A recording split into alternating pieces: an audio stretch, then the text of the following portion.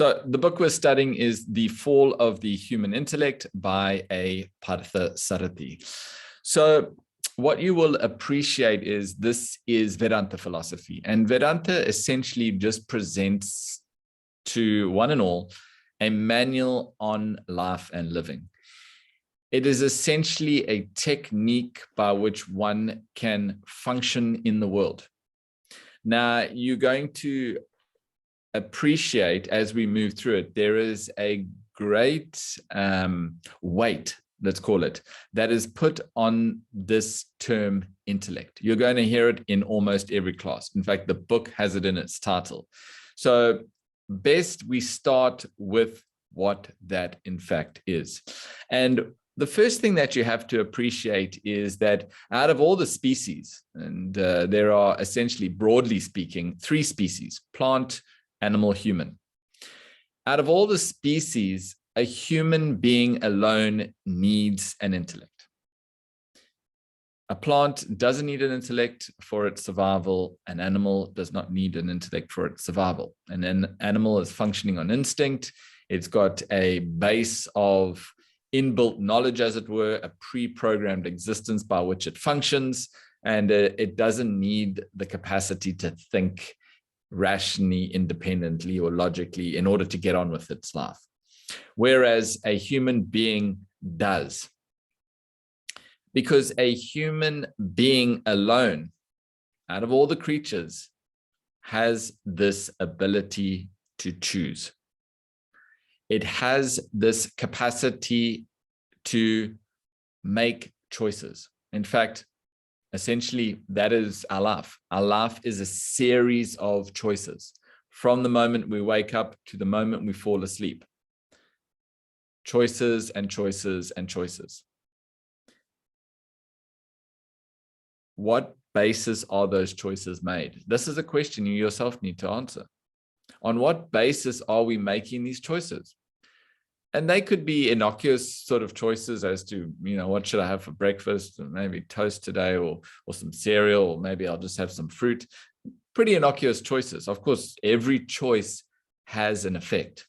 Every choice you make has a repercussion. That's what we need to appreciate. And everyone, I think, appreciates there's a cause and effect relationship that exists throughout our existence. Now, what we need to understand is that in order to make effective choices, we need this intellect, the capacity that enables us to think clearly, independently, originally. So by and large, most people are unaware of this. Most people are not aware of this faculty present within each and every human being. In fact, you start talking about intellect, and some people may understand it, or may appreciate, or may have heard of it, but by and large, most people haven't. And so an awareness is the first thing. You'll appreciate an awareness is one of the first steps into dealing or confronting a problem in order to find a solution. And that awareness arises through knowledge. So again, we are presenting certain values, certain truths, knowledge for you to enrich your lives. So without an awareness of the intellect and what it does within your personality, of course, it goes without saying that there's going to be no emphasis on its development. If you don't know about a certain muscle type, you're not going to do much work in exercising those muscles. Say you're just not aware of a certain group of muscles and you just neglect those. It's very interesting, you find in the gym terminology, they always talk about this: don't skip leg day. Don't skip leg day. Because, most people, especially the men, they want to go to the gym and they want to cultivate these heavy top, strong bodies. Everyone can see their bodies. So they do a lot of work on their upper bodies, because that's what people see, and they tend to neglect the legs. So they always say in these gym circles, don't neglect leg day. Anyway, it's the same principle. So if you were to know about something, there's no chance you're going to put an energy and effort to cultivate and develop that. The same with the intellect. If you have no awareness about it, or how would you know to develop it? And this is the exact position that we find ourselves. The education systems today focus all of their energy and effort on merely developing intelligence, which is knowledge, information. Pile driving information into young students or into older students. That's not true education. There's a whole section that we're going to cover on education, so I'm not going to get into it now. But the education system focuses merely on this intelligence, gaining of knowledge. We're yet to come across any institution that really focuses on developing one's thinking capacity wholeheartedly, 100%. And that's in fact true education.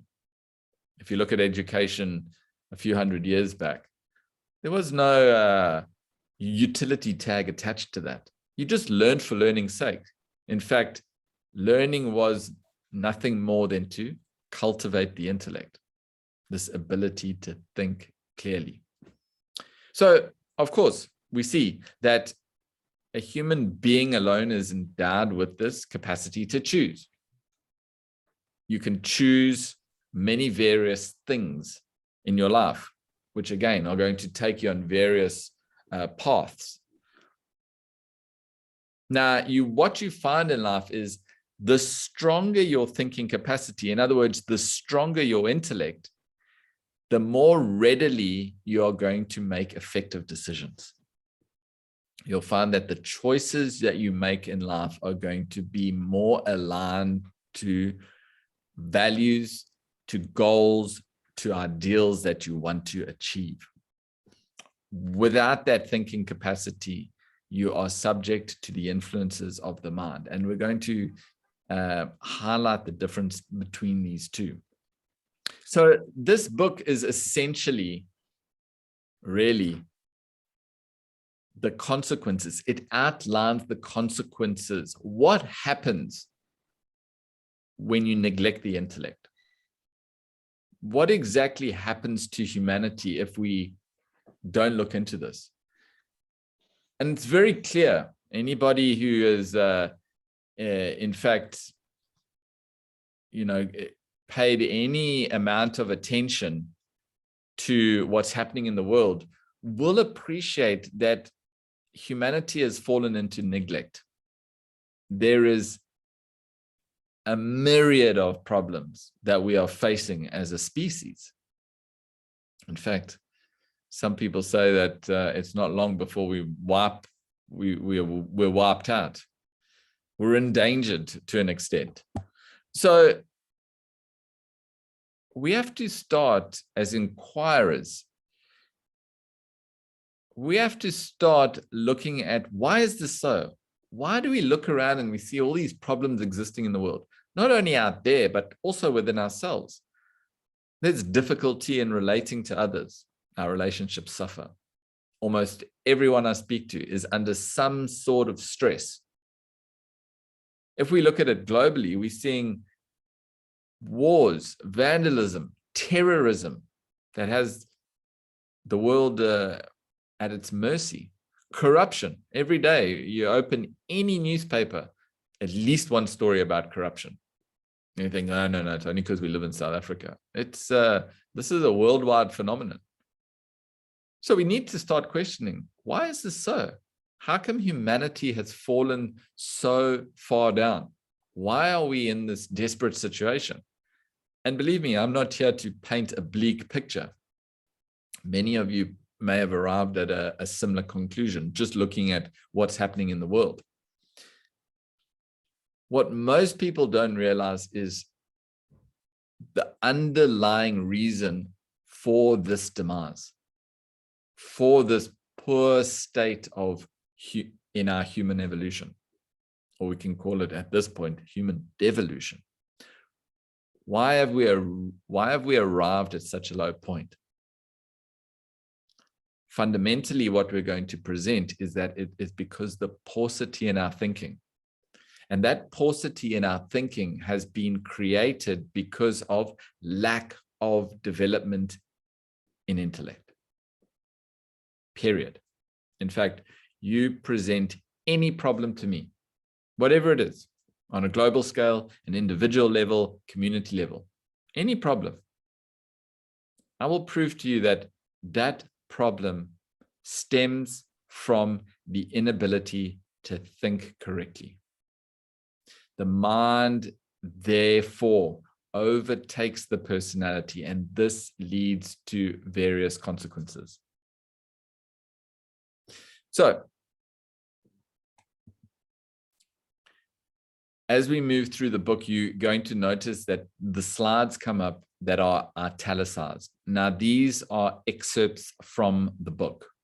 And we're, as I said, to complete this course in 12 weeks, we're not going to be able to cover every single line, paragraph, and sentence in the book.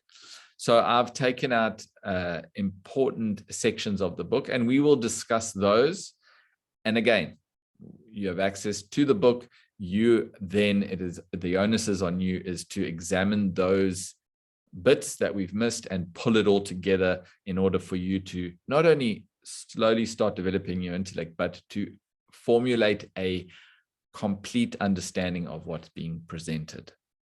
So he starts off, and some of you may have the book already. I think there are people here who have the book, have ordered the book, have it in their possessions, and you're welcome to follow along. And he starts by saying the world is a beautiful phenomenon of cause and effect. There is a reality that pervades and percolates every facet of the world, making it graceful, glorious.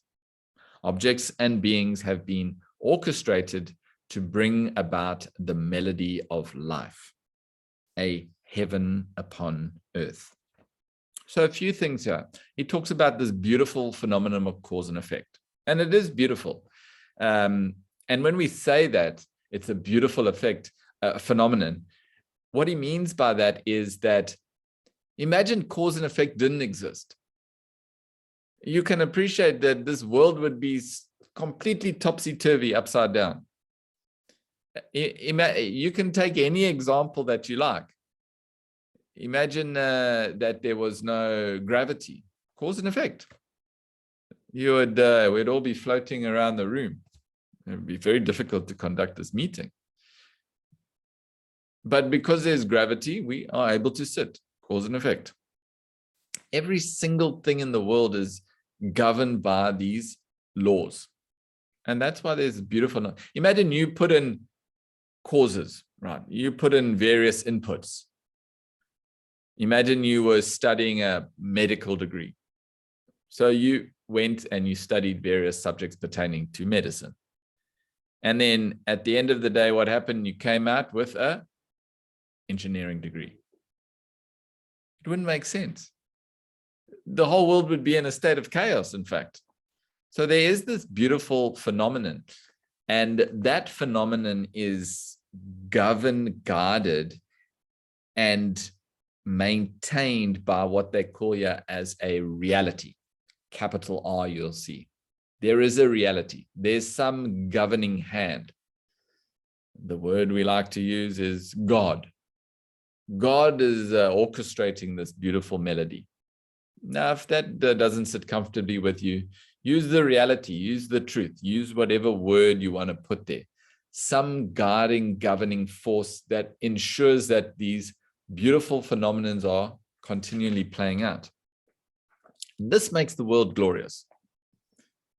There is this melody of existence, a beautiful orchestra of existence, a heaven upon earth. You may say, what are you talking about, Craig? 1 minute you're talking about chaos, confusion, militancy, vandalism. Now you're talking about heaven on earth. Bear with me. However, this is not to be. Desire and attachment, lust and greed has devastated the human race. The root cause for this pathetic state is the fall of the human intellect, the loss of reason and judgment. Hardly anyone can claim to possess an intellect to think originally, freely, independently. Consequently, heaven has become a veritable hell. Again, we're not here to try and paint a bleak picture. This is an observable fact. Why is it so? And again, as we've already mentioned, this pathetic state that humanity has descended to. In fact, I was chatting with a colleague the other day, a friend of mine, and he was telling me of this story, a situation that arose. He was on the streets, and at the traffic lights, there was an elderly man, really old guy, probably in his 80s, at a traffic light, begging for money, just to buy himself some food. Now, this is a pathetic state, not the individual, but society as a whole. It's a pathetic state that society has fallen into, that the elderly are neglected to the extent that they are standing in the hot, blazing sun all day, begging just to gain some food that should be available for everyone in abundance. Nature provides such an abundance. Why is this so? Why have we attained this pathetic state? No thinking. When there is no thinking, what happens? These aspects within us arise: desire, attachment, lust, and greed.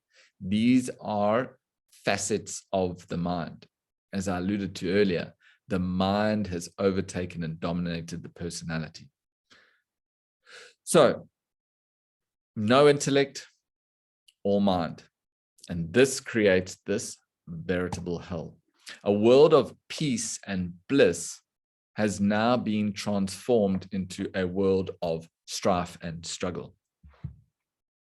The joy and happiness within human beings has turned into sorrow and misery, an alarming state brought about by the neglect of the human intellect, followed by the mind's self-centered selfishness. Now, when we talk about neglect of intellect, various repercussions are associated with that neglect.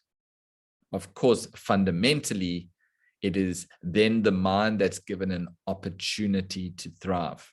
Not thrive in the sense of a healthy, productive output, but thrive in the sense as a dominating force within our personality. And this should not be the case.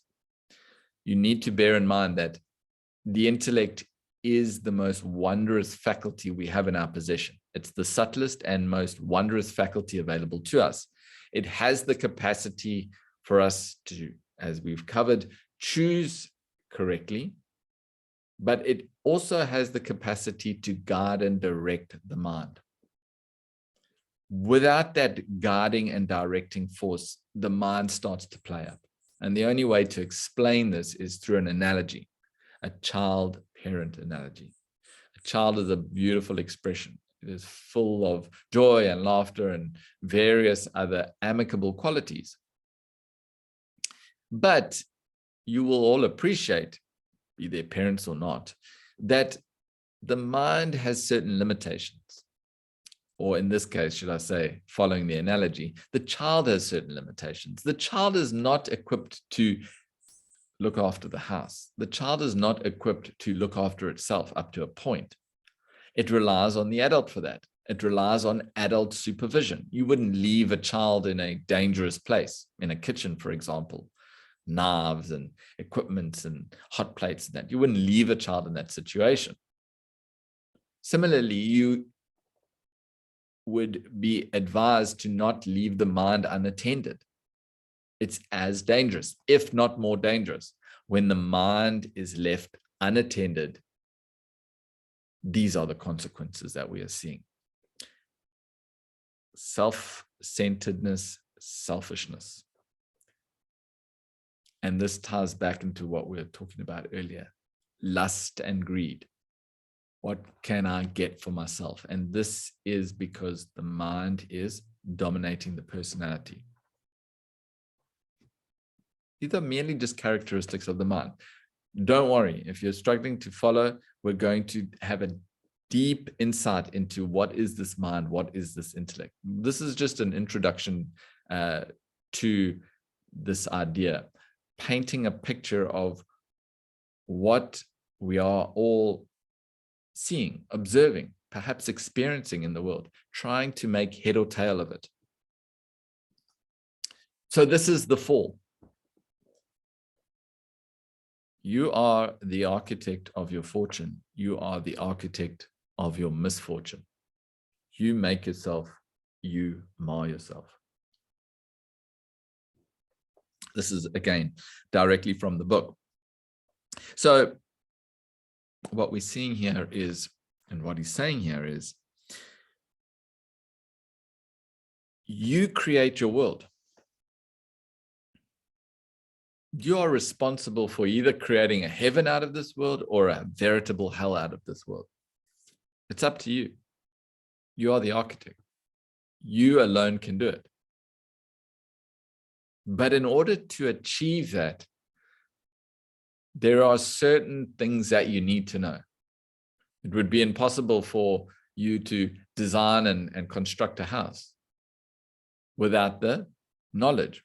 Not everyone has the time to study architecture, construction. It takes time. So we lean on an architect. He does the drawings, the design plan, all of that. It gets approved, hands it over to the construction company. They have the expertise and know-how then to build the house. So we have this innate capacity to design our lives. How many of us are able to construct the life we want for ourselves? Every day I'm hearing so many problems, so many hurdles, so many challenges, Craig. Constantly faced with challenges. This is life. Life is never going to be devoid of challenges. They're always present. The question is, how do you meet those challenges? That's the question. They never stop. Even for myself, even for others I know who've done some research, have done some work into this area of self-development, we're still constantly faced by challenges. So how do you meet these challenges? That is the question. If you're able to meet them effectively, you create this beautiful heaven.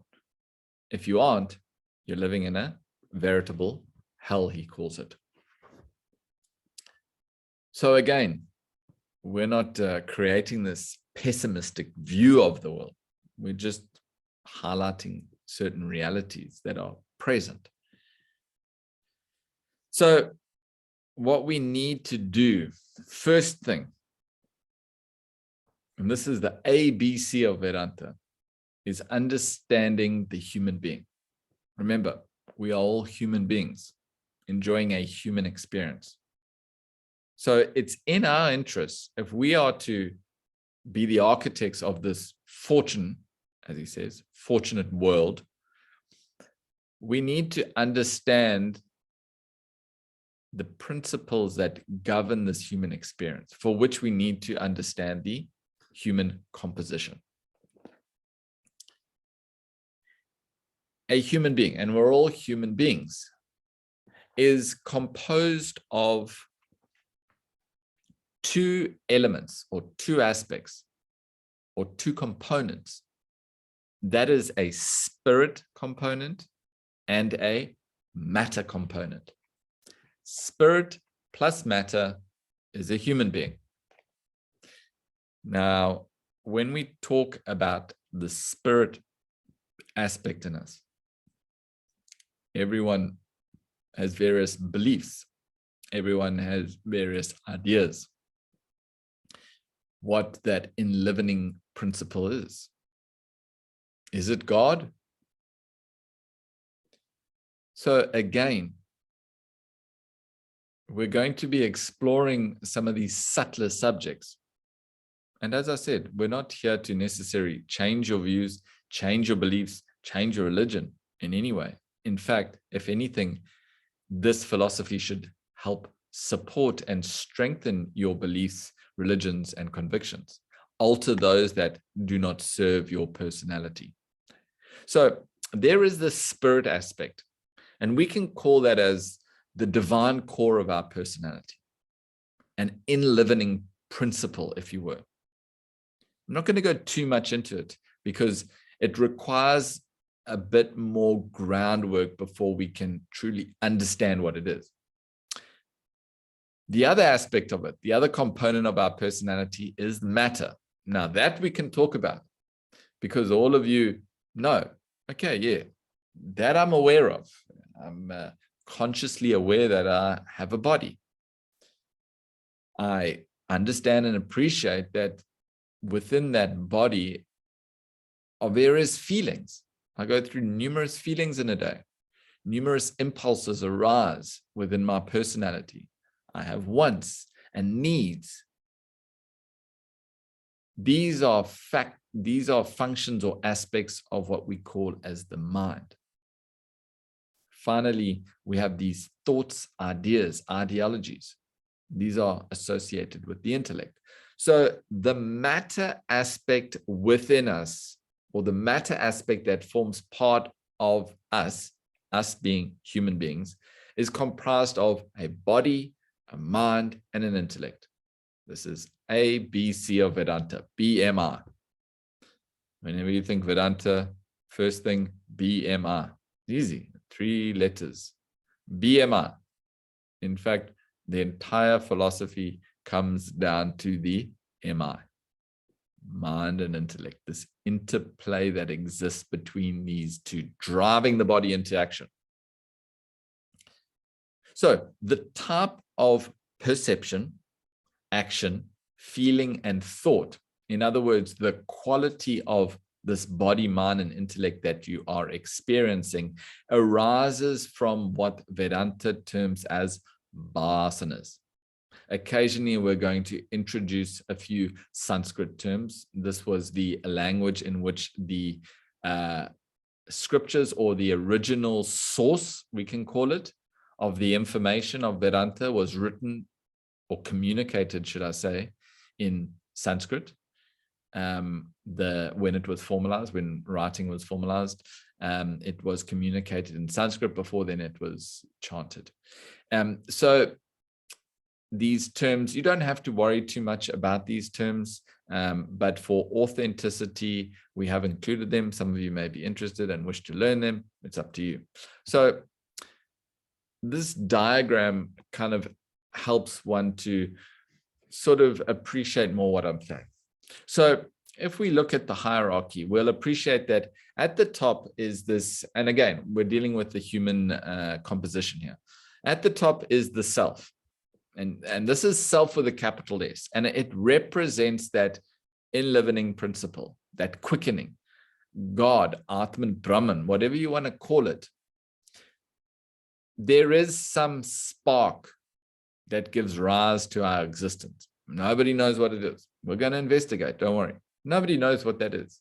Nonetheless, we can't neglect it. So there is the self, right? That is in a way functioning as a support for this entire human experience that we are having. Now, an individual, a human being, each one of us, at the subtlest level is comprised of these vasanas. Now, vasanas, if we were to try and translate it, essentially means a fragrance. The way you can look at it is the vasanas are that which give rise to our innate tendencies, our innate nature. What makes us all different? We all got different vasanas. Now, the vasanas, again, are responsible for the manifestation of these 3 equipments: the body, the mind, and the intellect. So the type of vasanas give rise to a certain body. The type of vasanas give rise to certain qualities of mind. Same with the intellect. Now, what is this body, mind, and intellect? Okay, body, easiest thing to deal with. The body is divided up into 2 aspects: organs of perception and organs of action. Perception, you all know. Nose, eyes, ears, tongue, and skin. These are the organs of perception. The organs of action: hands, feet, organs of expulsion, excretion, and speaking. So organs of action, organs of perception. Now, when we see the self, that enlivening principle functioning through the body and through these various organs, the result of that is when the self, this enlivening principle, functions through the organs of perceptions, what becomes is the perceiver. In that instance, we're looking at a beautiful sunset. We are the perceiver using the organs of action, organs of perception to perceive. Sense objects. We are surrounded by sense objects. Enter us through our sense organs. Perception arises, we are the perceiver. This is one side. This is still pertaining to the body. This is nothing philosophical about this. This is anatomical. It's an anatomical aspect of our personalities. The other side is the organs of action. So when the self, this enlivening principle, functions through these organs of actions, we become the actor, acting, performing actions. Now, let's take into account the mind. When the self, functioning through the vasanas, produces the mind, filled with various emotions and feelings, we become the feeler, and we experience a certain quality or type of emotion. Now, when the self, functioning through the vasanas, produces the intellect, we can see there's two aspects that are created, and this is important. The intellect is of two types: gross and subtle. Now, the gross intellect is what we will be mainly addressing in the context of this course. The gross intellect is responsible for thinking. And that thinking pertains to the world. So any thinking where you're engaging with the world. So for instance, every day we're going into office, we perhaps have some role to do. Perhaps we're not going into the office, we're looking after kids. Every one of us is performing some sort of duty, some sort of obligations that we have. Now, whenever our thoughts rest on the terrestrial world, the thoughts of the world, we are engaging our gross intellect. We are the thinker. Now, as soon as those thoughts shift and they alight on that which is beyond the world. So we start thinking about what lies beyond all of this. Who created all of this? How am I even existing? What is God? Who is God? These thoughts, still thoughts, pertain to the subtle intellect. And in that case, we become the contemplator. So in effect, we are this hyphenated personality. This is another diagram that just explains this. Some of you, it's easier to learn diagrammatically. So we are this hyphenated personality, as you'll see here. On the right-hand side, we have a human being, which is a combination of these four personalities: a physical, emotional, intellectual, and spiritual personalities. These combine to create us, the human being. From where do they arise? The physical personality, of course, is a part of the body. The body, the perceiver and actor create the physical personality. The mind that generates feelings becomes the feeler. That's our emotional personality. And the intellect, through the gross and subtle, creates the thinker and contemplator, which is responsible for that aspect in us, which we call as the intellectual personality, and that aspect in us, which we call the spiritual personality. So that draws us to the conclusion of chapter 1. Now, chapter 2, he goes on to talk about, and it's entitled The History of Human Development. Now, you may say, oh my goodness, this sounds like we're going into a biology lesson here or something. And what you have to appreciate when we talk about the history of human development is what we are essentially describing is the history of the intellect's development. Remember the beginning. A human alone possesses an intellect. No other animal, no other creature, no other species has access to this intellect. So if we're looking at human development, we have to look at how the intellect has developed. And it's broken down into 4 various ages. Now, if these don't make sense to you, just put A, B, C, D. It's not serious. But understand what these ages represent. So we're going to break them down into 4 ages, starting with the earliest age in human development, which was the age of perception, followed by the age of observation, the age of scientific inquiry, and finally, the age of contemplation. Age of perception. In that age, again, reading from the textbook, in that age, the mass of humanity merely perceived the phenomenal world. Their organs of perception registered the sense objects like sight, sound, smell, taste, and touch. That was all. Their experience of the external world ended them with no further reaction within themselves. So we can almost look at this. And what's happening is, in this early age of human development, what we find is that humans merely gaze. In fact, that's another name that we give this age of perception, is age of gazing. In effect, it's not much different to animals. Look at a cow in the field. What's it doing all day? It's just chewing. It just seems to be just staring into nothing, just perceiving. You even go up to the cow and give it one whack. Hardly any reaction at all. Just carries on chewing. This is the age of perception. Believe it or not, this is at one point in our evolution, this is how we function. We're just looking out into the world, awed, enamored. But nothing really was happening. This is what you would call as the first infinite, not infinite, infantile evolution. We're like infants.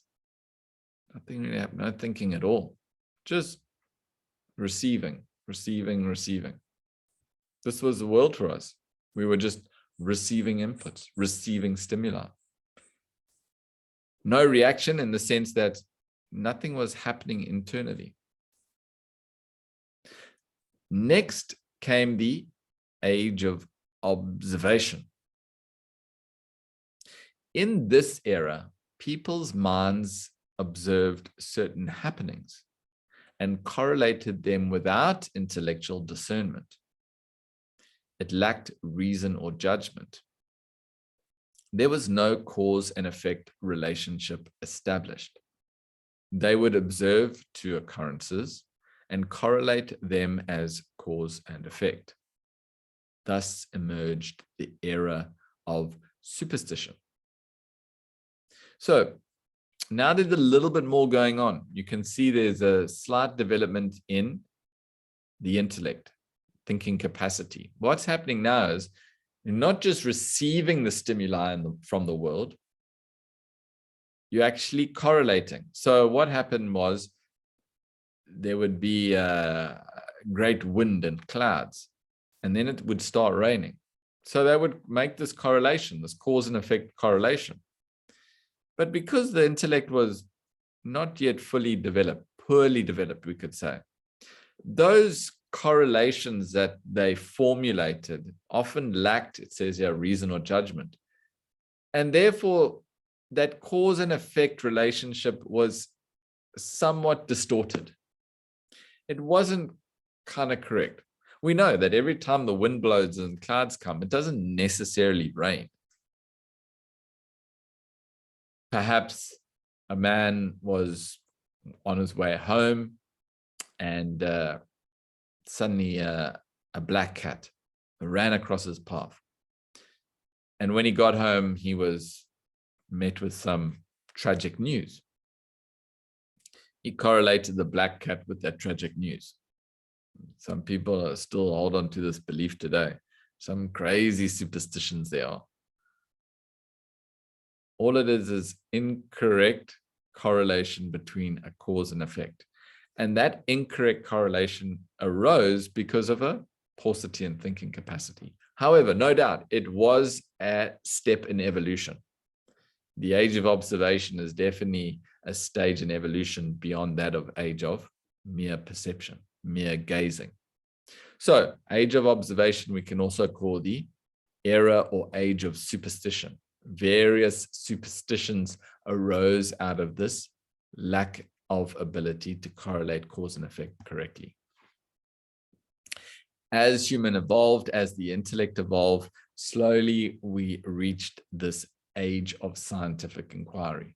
Now, we can't say how long you could investigate and try and come to some sort of conclusion if you wanted to in terms of years, but evolution, as you know, is a long, long process. Anyway, eventually we came to this age of scientific inquiry. The age of scientific inquiry ushered the dawn of the intellect. People began to inquire into the phenomenon of cause and effect. Their inquiry led to the emergence of science, and the scientists began to discover the laws governing the world. So, in fact, this is what is said as the dawn of the intellect. So before, of course, there's intellect there. The intellect is present, no doubt. But this is the real growth and development of the intellect. This is what really sets us apart from animal or animal thinking or animal behavior, as it were. So with this age of scientific inquiry, people began to examine a little bit more closely this cause and effect relationship. This inquiry into this phenomenon produced the various branches of science that we know today. It's nothing but an investigation into this phenomenon. How come it is that plants grow in such a way? How come it is that they produce green foliage? There's a reason for that. Not just biology, various systems, economics, politics, how is it that communities function, psychology, various components, all under this umbrella of inquiry into cause and effect, created this era of science. Now, some would argue that we are currently in this era, and many people are of this particular bent, scientific inquiry. So much we're in the age of, one sometimes hears these words, in the age of technology, information and technology, age of science. Finally, the age of contemplation. Now, this is the last stage of human development, when the subtle intellect, remember the subtle intellect? When the subtle intellect conceives and contemplates upon the supreme all-pervading reality, beyond your body and its perceptions and actions, beyond your mind and its impulses and emotions, your intellect and its thoughts lie the reality. So this would be the last stage of human evolution, or human development, or development in thinking, when one's primary concern is on thoughts lying outside this mundane existence. So, of course, from a scientific perspective, there are various laws happening in the world. The scientists unearthed, discovered these various laws. How come it is that two atoms of hydrogen combine with an atom of water to produce, oxygen to create the molecule of water? It's a phenomenon. Wow, that's amazing. This is a law that you drop an object and it falls at a particular speed to the center of the earth, is a law. Beyond that is this age of contemplation, where the contemplator, using the subtle intellect, starts inquiring as to who governs and maintains those laws. See, one thing is the laws existing, age of scientific inquiry. The age of contemplation transcends that, where the contemplator starts contemplating on who put those laws in place. How are those laws functioning meticulously? That's the age of contemplation, the last stage in human development. The present era. The present day world is therefore an admixture of the four ages of perception, observation, scientific inquiry, and contemplation. Now, when he says that, and if you carefully have followed and examined, these are not necessarily pertaining to where we are now, because you'll appreciate that there are still people that are stuck in this age of perception. It's very rare that you meet such people, but they do exist. Anything you say to them, anything you do, no reaction whatsoever. It's quite amazing. There are other people who are superstitious. They won't do certain things on certain days, highly, highly superstitious. No, Mondays are restricted, can't go out on a Monday. Certain things that their belief systems won't allow them to just function normally. They're constricted, restricted by these superstitious beliefs. Observation, there is a spirit of inquiry, thinking. You'll meet such people. Again, very rare as somebody who's contemplating on the truths, on the realities of life. So in this present era, there's a whole mix. You could argue at every era there's been a mix. So every human will do well to use his subtle intellect to maximum capacity to contemplate upon and attain the ultimate experience of self-realization. And this is where he brings in the ultimate goal of human evolution is to attain this state. Now, self-realization is a big word. Enlightenment, samadhi, many various belief systems, philosophies have tried to communicate this state, turiya, the fourth state, beyond these waking, dream, and deep sleep states. Now, in order to gain that experience, and self-realization is the big word. You can put there an absolute state of peace and happiness. In order to attain that, you will need to shift your thinking into the subtle intellect. You will need to contemplate on the truths of life. Now, I'm not saying that, I'm suggesting that all of you drop whatever you're doing and start thinking about God, or start thinking about the reality, or start contemplating on what lies beyond this world. But ultimately, in order to complete this evolutionary cycle, you will need to get to that point. Eventually, when you drop the last thought, you merge with that totality, with the reality, with the truth. This is a state known as self-realization. The highest state a human being can achieve. No other animal can achieve it. It is reserved solely for human beings. Once we attain this state, our life is complete, as it were. So that is chapter 1 and chapter 2. As you can appreciate, we have moved through it at quite a pace. We've got quite a bit to cover. So we have a few minutes. If there are any questions or clarifications pertaining to that which we have discussed in the class, I'm more than welcome to bring up those questions now.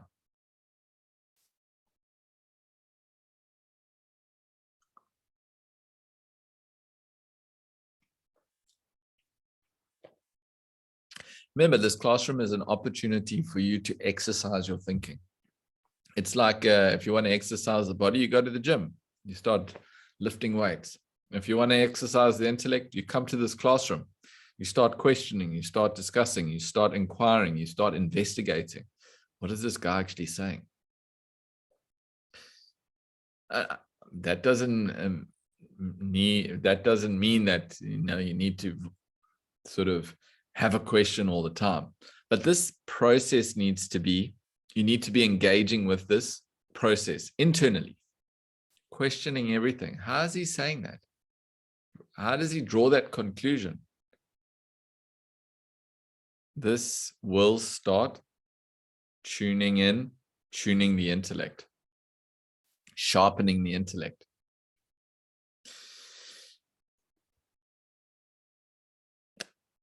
Could the intellect, could the intellect offer a cure for trauma as well? Most certainly. In fact, a strong and powerful intellect will acknowledge, of course, we're not trying to escape certain events that have occurred in our lives, but after the event is complete, right, negative or positive, that event is over. Now, where does that event continue to exist? DR. Where's that event existing?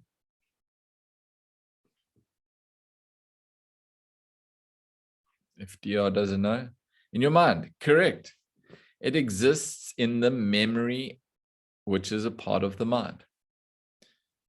Now, again, if you have no control over your mind, the mind is simply going to throw out thoughts. Remember, the mind doesn't know appropriateness. It doesn't have a direction or dimension. It just throws out thoughts. Now, for whatever reason, it throws out those traumatic thoughts, which results in this post-traumatic stress disorder. We get stressed out by this trauma that we've gone through because the mind keeps replaying it. The memory of that, not even that situation, the memory of it. Now, being in South Africa, all of us know about trauma in some way or another. I'm not saying it's different for any other place in the world, but, the spates of hijackings and robberies. And I mean, speaking from personal experience, I've been in many traumatic situations before, from hijackings to attempted robberies to house break, you name it. Now, if I have no control over the memories in my mind, what's going to happen? They're going to keep pushing themselves to the surface. So what do I have to do?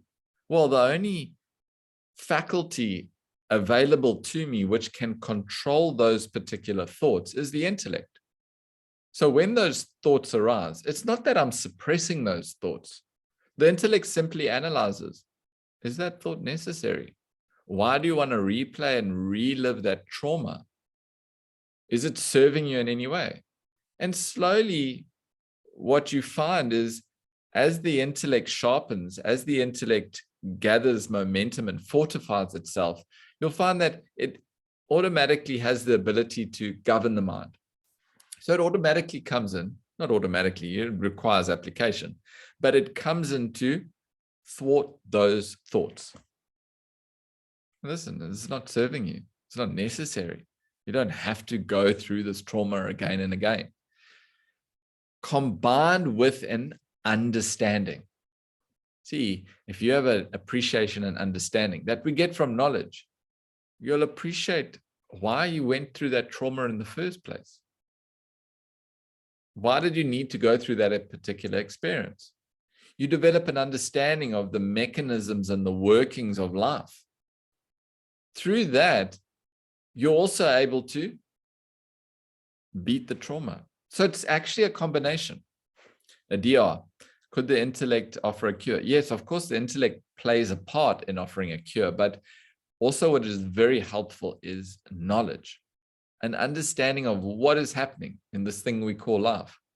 Why is it that I'm faced with traumas? Why is it that I'm faced with negative situations as well as positive situations? When we can pull that all together, at the same time have the capacity to direct and control and govern our minds, trauma can happen. As I said, challenges continue to present themselves, but we are able to meet those challenges, whatever they be. It could be a trauma, it could be just a difficult situation, a problem at the office, a financial burden that's arisen, whatever it be. These challenges, you can override them. You can ride over the challenges. They don't ride over you. So the combination of a powerful intellect as well as knowledge of life living will enable you to meet most challenges. You okay, DR? Great. Megan, what are the stages to develop the human intellect? Great question. So of course we sitting here and I'm driving this idea of how important the intellect is, and no one's asking me, well, how do we get on and develop this intellect? So as I mentioned previously, the intellect is that capacity within you that thinks, reasons, judges, and decides. One way to think about this is like the muscles in your body. See, we've all got muscles. And how have we got these muscles? Okay. From young age, from when we were kids, we were all babies at one time, and we didn't really have to do much. The mother carried us around, laid us down, but slowly we start moving, and then we start crawling, and then we start walking. And that whole process is, in fact, helping us develop our muscles. So we are where we are. Now, if you want to really fine-tune your physique, you would go to a gym and really start focusing on certain, maybe you want strong arms, you do bicep curls, or strong legs, you do squats. Various exercises are there in order to develop your muscles. The point is that you are using your muscles. The intellect is no different. Essentially, you are using the intellect to develop the intellect. And this is why philosophy is such an advantageous route to do that, because it incites questioning. We're presented with a very broad spectrum of ideas, which we have to investigate. As I said in the beginning, I'm just presenting facts and facts and facts. It's up to you guys to exercise your intellect to find out whether it admits your own logic and reason. So you're applying your intellect to develop it. For this, there's two components we always talk about. The first is take nothing for granted. See, while I'm talking, you may go, wow, this guy seems to know what he's talking about and studied under this, very wise philosopher. And he must know what he's talking about. Sounds good. And you just gulp it down. You just accept it. That's not what I want this classroom to be. In fact, if I had my way, I would be happier if every sentence. How do you saying that sentence, Craig? How can you just say this age existed? So as soon as you don't take something for granted, and when I say take it for granted, means you just accept it. Accept it, that's what it is.